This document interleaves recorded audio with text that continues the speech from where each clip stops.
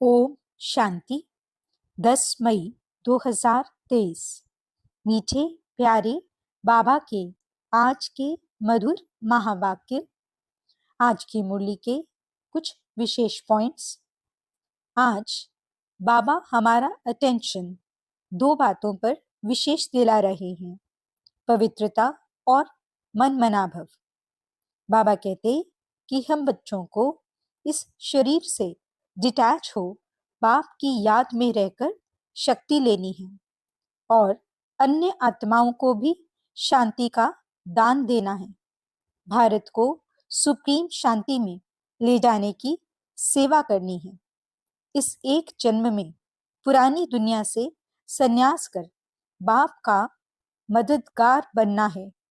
तीनों कालों, तीनों लोगों की नॉलेज को सदा बुद्धि में धारण कर हमें विघ्न विनाशक बनना है। तो चलिए सुनते हैं आज की बाबा की मीठी प्यारी मुरली। ओम शांति। बाबा कहते, मीठे बच्चे, तुम रूहानी सोशल वर्कर हो। तुम्हें भारत को स्वर्ग बनाने की सेवा करनी है, दुख धाम को सुख धाम बनाना है। प्रश्न, संगम पर तुम ब्राह्मण बच्चे किस बात में बहुत एक्सपर्ट यानी तीखे बन जाते हो? उत्तर, सभी मनुष्य आत्माओं की मनोकामना पूर्ण करने में अभी तुम एक्सपर्ट बने हो। मनुष्यों की कामना मुक्ति और जीवन मुक्ति पाने की है, वह तुम्हें पूर्ण करनी है। तुम सभी को शांति का रास्ता बताते हो। शांति कोई जंगल में नहीं मिलती, लेकिन आत्मा का स्वधर्म ही शांति है। शरीर से डिटैच हो बाप को याद करो तो सुख शांति का वर्षा मिल जाएगा। गीत, मुखड़ा देख ले प्राणी। ओम शांति। बेहद का बाप अपने सिकिलते बच्चों को समझा रहे हैं, जिन बच्चों ने बाप को जाना है और बाप की शरण में आए हैं। कहते हैं, प्रभु तेरी शरण आए। शरण मिले तब जबकि बाप आए और बच्चों को समझावे। भगत भगवान की शरण में आते हैं क्योंकि यहाँ सब दुखी हैं। भारत दुख धाम है, एक दो को दुख देते रहते हैं। बाप ने समझाया है, यह है तुम्हारी हंस मंडली। यहाँ पावन बच्चों बिगड़ कोई भी आ नहीं सकता। बाप समझाते हैं, बच्चे, पावन भारत को ही सुखधाम कहा जाता है और कोई खंड को सुखधाम नहीं कहेंगे। भारत ही सुखधाम और भारत ही दुखधाम बनता है। भारतवासी बहुत दुखी हैं क्योंकि पतित हैं, परंतु ये बात उन्हें कोई समझाते नहीं। बाप समझाते हैं, सन्यासी पावन हैं, घर बार छोड़ते हैं, परंतु खुद भी गाते हैं, पतित पावन सीताराम। अभी तुम आए हो पतित पावन बाप के पास, जो एक ही परम पिता परमात्मा है।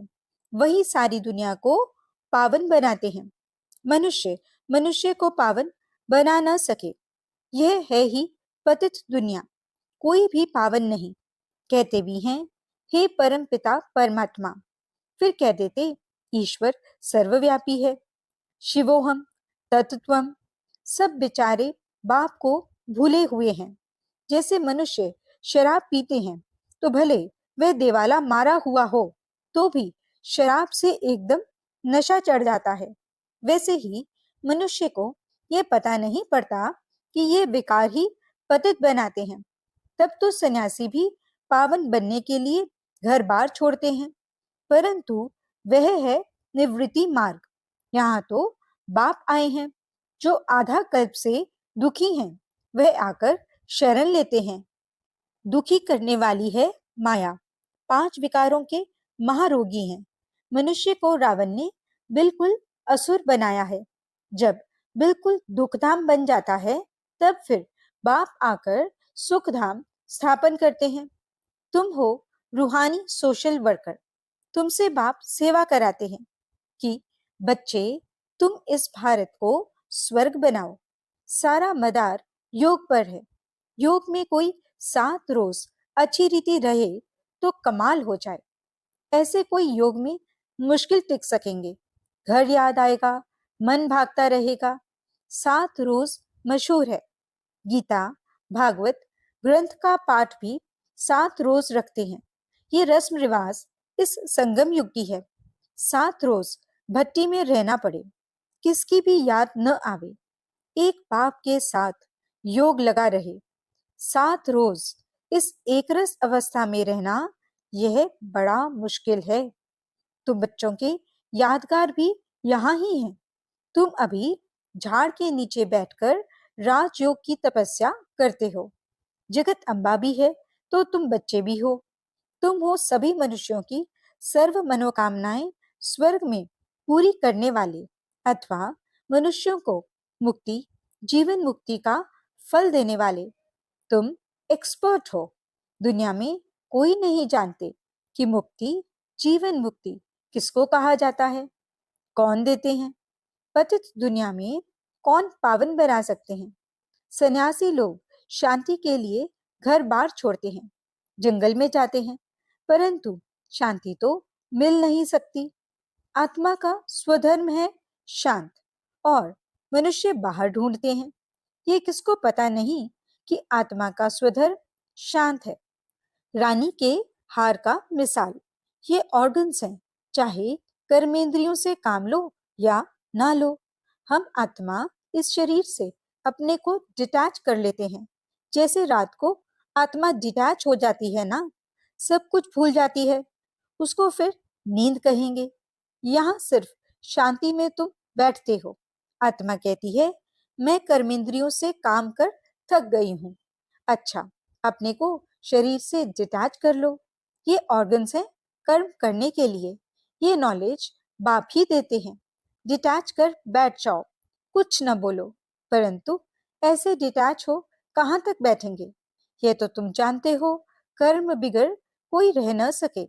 डिटैच तो हुए, परंतु साथ में फायदा भी चाहिए। सिर्फ डिटैच हो बैठने से इतना फायदा नहीं होगा।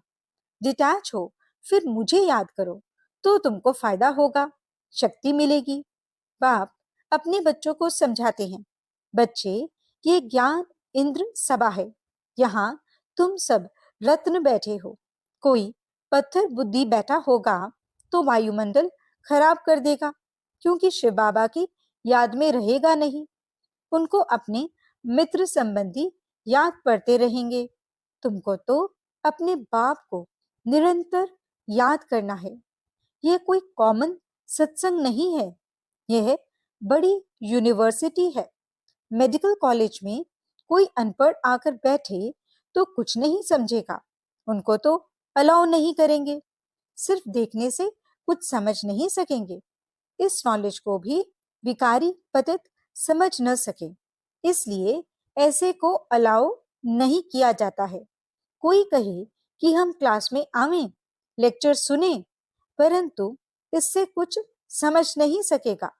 यह यूनिवर्सिटी है, मलेच्छ से स्वच्छ देवता बनने के लिए। यहाँ ऐसे कोई को अलाउ नहीं किया जाता है। बाप को तो जान न सके। बाप है गुप्त, तुम जानते हो। बेहद के बाप की शरण में आए हैं, बाप से सदा सुख का वर्षा लेने।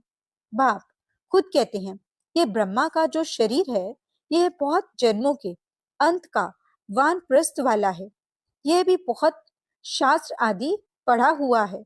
अभी मैं सब वेद शास्त्रों का सार इन द्वारा सुनाता हूँ।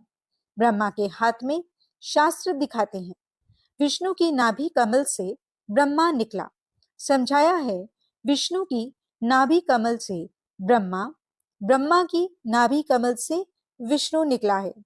ब्रह्मा सरस्वती दोनों कैसे नारायण लक्ष्मी बनते हैं, फिर 84 जन्म पूरा कर अंत में ब्रह्मा सरस्वती बनते हैं। उन्होंने फिर गांधी की नाभि कमल से नेहरू दिखाया है। अभी यहाँ तो क्षीर सागर है नहीं, यह है विषय सागर। क्षीर सागर सतयुग में दिखाते हैं। तुम बच्चे जानते हो, आधा कल्प से माया ने दुखी बनाया है। भारत जितना दुखी और कोई नहीं है, भारत जितना सुखी भी और कोई हो नहीं सकता। बाप कहते हैं देवी देवता धर्म तो प्राय लोप होना ही है, तब तो मैं आकर फिर से नया धर्म स्थापन करूं। बरोबर अब स्थापन हो रहा है। तुम बच्चे आकर बाप से वर्षा ले रहे हो। जानते हो स्वर्ग में कौन राज्य करते हैं? बचपन में राधे कृष्ण, वही फिर लक्ष्मी नारायण बनते हैं। अब तो बाप आया हुआ है, भिन्न नाम रूप से लक्ष्मी नारायण पढ़ते हैं। श्री कृष्ण का सांवरा रूप यहाँ बैठा है। बाप इसको उस पार ले जाते हैं। शास्त्रों में दिखाते हैं श्री कृष्ण को टोकरी में उस पार ले गए। अब शिव बाबा आया हुआ है। तुम बच्चों को आंखों पर बिठाकर स्वर्ग का मालिक बनाते हैं। सारी वंशावली को पढ़ाकर बाप ले जाते हैं। कंसपुरी से कृष्णपुरी में एक की तो बात नहीं है। रावणपुरी से तुम सबको निकाल नैनों पर बिठाकर सुखधाम ले जाता हूँ। मैं तुम बच्चों को स्वर्ग तक पहुंचाने आया हूँ। फिर इस पुरानी दुनिया का विनाश हो जाएगा। लड़ाई की बात भी शास्त्रों में है, परंतु समझते कुछ भी नहीं है। ये दादा भी बहुत शास्त्र पढ़ा हुआ था। अब बाबा कहते हैं इन सबको छोड़ माँ में कर याद करो, मैं सबका सदगुरु हूँ। कंसपुरी कलयुग को, कृष्णपुरी सतयुग को कहा जाता है। अब तुमको रावणपुरी से रामपुरी व कृष्णपुरी में ले चलता हूँ। चलेंगे सुखधाम कृष्णपुरी में। गाते हैं ना, भजो राधे गोविंद, यह हुआ भक्ति मार्ग। अभी तुम राधे गोविंद फिर से बन रही हो। अभी तुम्हारा दोनों ताज नहीं रहा है, न लाइट का न राजाई का। पवित्र को ही लाइट का ताज देते हैं। लक्ष्मी नारायण तो हैं ही सदा पवित्र, उनको कभी संन्यास नहीं करना पड़ता है। सन्यासी जन्म लेकर फिर घर बार छोड़ते हैं पवित्र बनने के लिए। तुम्हारा 21 जन्मों के लिए ये एक जन्म का संन्यास होता है। वे कोई 21 जन्म पवित्र नहीं होते हैं। वे पहले तो विकारियों के पास जन्म ले पतित बन जाते, फिर पवित्र बनने लिए घर बार छोड़ते हैं। वह है रजोगुनी संन्यास। बाप कहते हैं मैं नॉलेजफुल हूँ, नॉलेजफुल ब्लिसफुल। मेरे में ही फुल नॉलेज है। सूक्ष्म वतन, मूल वतन, स्थूल वतन और सृष्टि के आदि मध्य अंत की फुल नॉलेज तुम बच्चों को देता हूँ, जिससे तुम फुल बनते हो। देवी देवताएं हैं ही फुल। तुम बच्चे बाप की गोद में आए हो। जानते हो हम श्रीमत पर चल फिर से राज्य भाग्य लेते हैं। यह हार जीत का खेल है। माया से हारे हार है, माया से जीते जीत है। तुम सर्वशक्तिमान बाप से योग लगाकर शक्ति ले माया पर विजय पाते हो। समझते हो हमारा 84 जन्मों का ड्रामा अब पूरा होता है। हम फिर से राज्य भाग्य लेते हैं। लक्ष्मी नारायण को क्षीर सागर में दिखाते हैं। यह है विषय सागर। राधे कृष्ण तो छोटे बच्चे थे। श्री कृष्ण को बहुत प्यार से झूले में झूलाते हैं। समझते हैं वह स्वर्ग का प्रिंस है। श्री कृष्ण को 16 कला कहा जाता है, राम को 14 कला। वही श्री कृष्ण फिर 16 कला से 14 कला बनते हैं। पुनर्जन्म तो लेना पड़े ना। बाबा ने समझाया है पूरे 84 जन्म तो सब नहीं लेते होंगे, और धर्म वाले 84 जन्म नहीं लेंगे। समझने की बातें हैं। फादर से वर्षा जरूर मिलना चाहिए। वह है स्वर्ग का रचयिता, तो जरूर स्वर्ग का मालिक ही बनाएंगे। वह फादर परम धाम में रहते हैं, हम भी वहां से आते हैं। बाबा को अच्छी रीति याद करना है, याद से शांति मिलेगी। मनुष्य तो कहते हैं परमात्मा से योग कैसे लगाएं, मूंझ पड़ते हैं। तुमको तो सब समझ मिली है। बाप आते ही हैं दुख धाम और सुख धाम के संगम पर। कलयुग अंत है दुख धाम, सतयुग आदि है सुख धाम। दुख धाम को बदल सुख धाम में बाप ही बिठाएंगे। इतनी ही समझ की बात है।